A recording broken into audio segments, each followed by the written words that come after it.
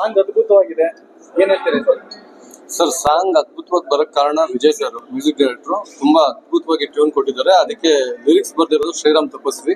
ತುಂಬಾ ವರ್ಷಗಳ ಆದ ನಂತರದಲ್ಲಿ ಇಡೀ ಸಾಂಗ್ ಸಂಸ್ಕೃತದಲ್ಲಿ ಇದೆ. ಈ ಸಾಂಗ್ ಅದೊಂದು ಈ ಸಿನಿಮಾದಲ್ಲಿ ಪ್ಲಸ್ ಪಾಯಿಂಟ್. ಅದೊಂದು ಜೊತೆಯಲ್ಲಿ ಅದ್ರ ಕೊರಿಯೋಗ್ರಾಫ್ ಮಾಡಿರುವಂತ ರೀತಿ ನಾಗೇಶ್ ಮಾಸ್ಟ್ರು ಒಂದು 4 ದಿನ ಶೂಟ್ ಮಾಡಿದ್ವಿ. ಅದು ಸೆಟ್ ಹಾಕಿ ಆ ಶಿವನ್ ವಿಗ್ರಹ ಆಗಿರ್ಬೋದು ಎಲ್ಲ ಅಗೋರಿಗಳು ಗಿಟ್ಟಲ್ಲಿ ಟೋಟಲ್ 4 ದಿನ ಶೂಟ್ ಮಾಡಿದ್ವಿ. ತುಂಬಾ ಚೆನ್ನಾಗಿ ಬಂದಿದೆ ಆ ಸಾಂಗ್. ನಮ್ಮ ಸಿನಿಮಾಕ್ಕೆ ಒಂದು ಪ್ಲಸ್ ಪಾಯಿಂಟ್.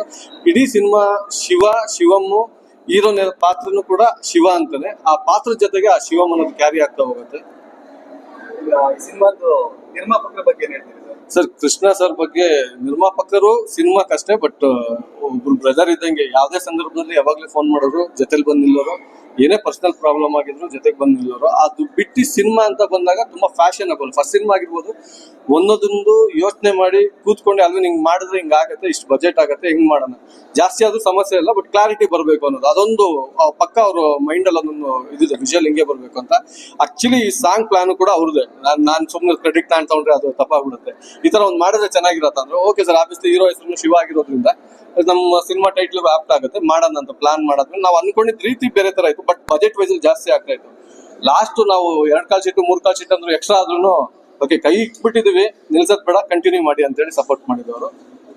ಈ ಸಿನಿಮಾಗೆ ನಾಯಕ ನಟನ ಆಯ್ಕೆ ಹೇಗಾಯ್ತು? ಭಾರ್ಗವ್ ನಾಯಕ ನಟನ್ ಆಕ್ಚುಲಿ ಹೀರೋ ಭಾರ್ಗವ್ ಅಲ್ವೇ ಅಲ್ಲ ಸಿನಿಮಾಕ್ಕೆ. ಫಸ್ಟ್ ನಮ್ ಪ್ಲಾನ್ ಅಲ್ಲಿ ಇದ್ದಿದ್ದು, ನಾವು ಕತೆ ಡಿಸ್ಕಷನ್ ನಾನು ಸರ್ ಮಾಡುವಾಗ ಹೀರೋ ಒಬ್ರು ಯಾರೋ ಸ್ವಲ್ಪ ರಿಜಿಸ್ಟರ್ ಆರ್ಟಿಸ್ಟ್ ಇರ್ಲಿ ಅನ್ನೋದೊಂದು ನಮ್ಮ ಉದ್ದೇಶ ಆಗಿತ್ತು.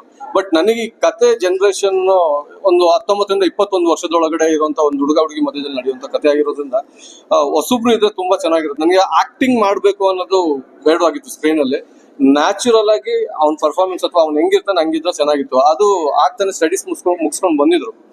ನೋಡೋ ಸರ್ ಇಲ್ಲ ಇವ್ನ ಇಟ್ಕೊಂಡ್ ಮಾಡೋಣ ಅಲ್ಲಿಂದ ಯಾವ್ದೇ ಕಾರಣಕ್ಕೂ ಬೇಡ ಅಂದ್ರೆ, ಯಾಕಂದ್ರೆ ಟೈಮ್ ಕರೆಕ್ಟಾಗಿ ಎದಳಲ್ಲ ಅವನು.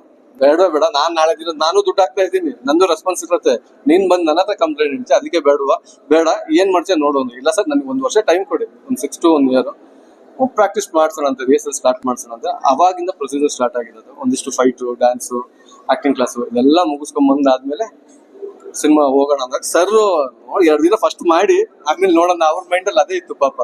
2 ದಿನ ಮಾಡಾದ್ಮೇಲೆ ಓಕೆ ಅಲ್ಲಿ ಮೂವ್ ಮಾಡ್ಬೋದು ಅಂತ ಸ್ಟಾರ್ಟ್. ಆಕ್ಚುಲಿ ವಿರಾನಿಕಾ ಶೆಟ್ಟಿ ಅಂದ್ರೆ ಇಂಡಸ್ಟ್ರಿಯಲ್ಲಿ ಪಾತ್ರದ ಹೆಸರುಗಳು ತುಂಬಾ ಚೆನ್ನಾಗಿದೆ, ಡಿಫ್ರೆಂಟ್ ಆಗಿದೆ. ಹೌದು, ಈ ತರ ಪಾತ್ರಗಳು ಮೇಡಮ್ ಚೇಂಜ್ ಮಾಡಿಸ್ಬೋದಾ ಮೇಡಮ್? ಪ್ಲೀಸ್ ಬನ್ನಿ ಮೇಡಮ್. ಪಾತ್ರಗಳು ಒಂದೊಂದು ಪಾತ್ರ ನಾನು ಅಪೂರ್ವ ಮೇಡಮ್ ಕ್ಯಾರೆಕ್ಟರ್ ಹೇಳ್ಬೇಕು. ಇಡ್ಲಿ ಸರೋಜಮ್ಮ ಅನ್ನೋ ಒಂದು ಪಾತ್ರ ತುಂಬಾ ಗಯಾಳಿ ಪಾತ್ರ. ತನ್ನ ಮಗಳನ್ನ ಹೆಂಗ್ ಪ್ರೊಟೆಕ್ಟಿವ್ ಮಾಡ್ತಾರೆ ಅನ್ನೋದೇ ಇಡೀ ಥ್ರೋಟ್ ಹೋಗುತ್ತೆ. ಒಂದು ಇಡ್ಲಿ ಮಾರ್ಕೊಂಡಿರುವಂತ ಮಗಳನ್ನ ಕಾಲೇಜಲ್ಲಿ ಓದಿಸ್ತಾ ಇದಾರೆ. ಯಾರೇ ಕಣ್ಣು ಹಾಕಿದ್ರು ಇಡೀ ಊರ್ನ ಬೇಕಾದ್ರೆ ಅಪೋಸಿಟ್ ಹಾಕೊಳ್ತಾರೆ. ಮಗಳನ್ನ ಸೇವ್ ಮಾಡೋದಕ್ಕೆ ಏನೆಲ್ಲ ಪ್ಲಾನ್ ಮಾಡ್ತಾರೆ ಅನ್ನೋದು ಇಡೀ ಸಿನಿಮಾದಲ್ಲಿ ಹೋಗುತ್ತೆ. ಬದುಕಿರೋ ಮಗಳನ್ನ ಸಾಯಿಸ್ತಾರೆ, ಸಾಯಿಸಿರೋ ಮಗಳನ್ನ ಬದುಕಿಸ್ತಾರೆ. ಯಾಕೆ ಏನು ಅನ್ನೋದೇ ತುಂಬಾ ವಿಷಯನ ಅವ್ರ ಪಾತ್ರದ ಮುಖಾಂತರ ಹೋಗ್ತೀವಿ. ಜೊತೆಯಲ್ಲಿ ಜಿಂಬೆ ಕ್ಯಾರೆಕ್ಟರ್, ಸುದೀಪ್ ಸರ್ ಕ್ಯಾರೆಕ್ಟರ್ ಒಂದ್ ಸೈಕೋ ಕ್ಯಾರೆಕ್ಟರ್. ಯಾರೇ ಏನೇ ಎದುರುತ್ರ ಮಾಡಿದ್ರು ರಿವೆಂಜ್ ತಗೊಳ್ಳುವಂತ ಪಾತ್ರ. ಆ ಥ್ರೋಟ್ ಆ ಸಿನಿಮಾದಲ್ಲೇ ಹೋಗುತ್ತೆ ಆ ಪಾತ್ರದ ಕ್ಯಾರೆಕ್ಟರ್. ಜಿಂಬೆ ಗುಲ್ಗಂಜಿನೂ ಅಷ್ಟೇ. 2 ಫ್ರೆಂಡ್ಸ್ ಕ್ಯಾರೆಕ್ಟರ್ಗಳು ಥ್ರೋಟ್ ಕ್ಲೈಮ್ಯಾಕ್ಸ್ ತನಕ ಪ್ಲೇ ಆಗುವಂತ ಪಾತ್ರಗಳು ತುಂಬಾ ಅದ್ಭುತವಾಗಿ ಪ್ಲೇ ಮಾಡಿದ್ದಾರೆ. ವಿರಾನಿಕಾ ಶೆಟ್ಟಿ ಅವರು ಆಗ್ಲೇ ಒಂದು 5 ಸಿನಿಮಾ ಮಾಡಿದ್ದಾರೆ. ಫಸ್ಟ್ ಸಿನಿಮಾ ಓಂ ಶಿವಂ ಬರ್ತಾ ಇದೆ. ತುಂಬಾ ಡಿಸಿಪ್ಲಿನ್ ಹುಡುಗಿ ಹೀರೋಯಿನ್. ಇಲ್ಲ ಸರ್, ಅದೇ ಇದೊಂದು ಹೇಳಿದ್ರು ನೀವು 5 ಸಿನಿಮಾ ಮಾಡಿದ್ದಾರೆ ಫಸ್ಟ್ ಸಿನಿಮಾದಲ್ಲಿ. ಇದು ನನಗೂ ಅದು ಅನುಭವ ಆಗಿದೆ. ನಾನು ಇದಕ್ಕಿಂತ ಮುಂಚೆ 1-2 ಸಿನಿಮಾ ಮಾಡಿದ್ದೀನಿ. ನನ್ನ ಪೇಜ್ಗಳಲ್ಲಿ ಕೆಲವೊಂದ್ಸತಿ ನೋಡಿದಾಗ ನೀನು 5 ಸಿನಿಮಾ ಮಾಡಿದ್ದೆ ಯಾವ್ದು ರಿಲೀಸ್ ಮಾಡಿಲ್ಲ ಅಂತ ಕಾಮೆಂಟ್ ಹಾಕಿರೋರು ಇದ್ದಾರೆ.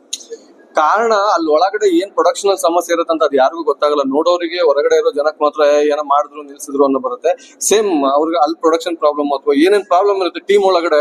ಆಬ್ವಿಯಸ್ಲಿ ಒಂದು 30 ದಿನ ಅನ್ಕೊಂಡಿರ್ತೀವಿ, 40 ದಿನ ಶೆಡ್ಯೂಲ್. ಅದು 10 ದಿನ ಎಕ್ಸ್ಟ್ರಾ ಆಯ್ತು ಅಂದ್ರೆ ಪ್ರೊಡ್ಯೂಸರ್ಗೆ ಸಮಸ್ಯೆ, ಅಥವಾ ಮಳೆ ಬಂತು ಅಥವಾ ಏನೋ ಆಯ್ತು ಸಮಸ್ಯೆ ಆದ್ರೆ ಪ್ರೊಡ್ಯೂಸರ್ಗೆ ಸಮಸ್ಯೆ.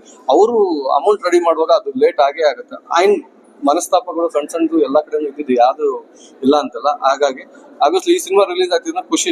ನಮ್ ಸಿನಿಮಾ ನಮ್ ಜೊತೆ ಮಾಡಿರುವಂತ ಸಿನಿಮಾ ಫಸ್ಟ್ ರಿಲೀಸ್ ಆಗ್ತಿದೆಯಲ್ಲ, ಅದ್ ನನಗೆ ತುಂಬಾ ಖುಷಿ ಆಗುತ್ತೆ.